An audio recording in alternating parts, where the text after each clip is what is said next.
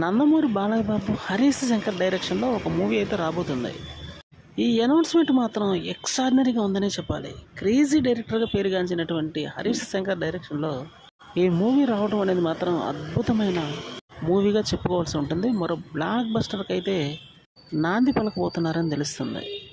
Already Bobby డైరెక్షన్లో వస్తున్నటువంటి Balayya Babu movie shooting అయితే జరుగుతుంది. ఈ సందర్భంగానే నెక్స్ట్ మూవీ కూడా అనౌన్స్ అయితే అఫీషియల్గా చేయకపోయినప్పటికీ ఈ మూవీ మీద మాత్రం అంచనాలు అదిరిపోయే రేంజ్లో ఉన్నాయని చెప్పాలి.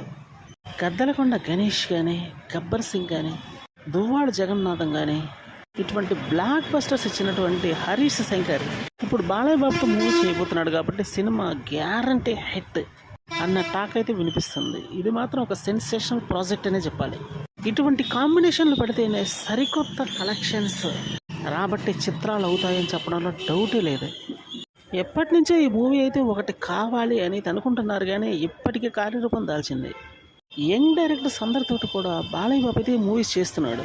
అదే కోవలోకి అయితే ఇప్పుడు ఈ మూవీ కూడా రాబోతుందనే చెప్పాలి. బాలయ్య బాబుతో మూవీ అంటే ఆషామాషిగా ఉండదు. మరి హరీష్ శంకర్ లాంటి టాలెంటెడ్ డైరెక్టర్ ఈ మూవీని అయితే ఎంత బాగా తీర్చిదిద్దాడు చూడాలి.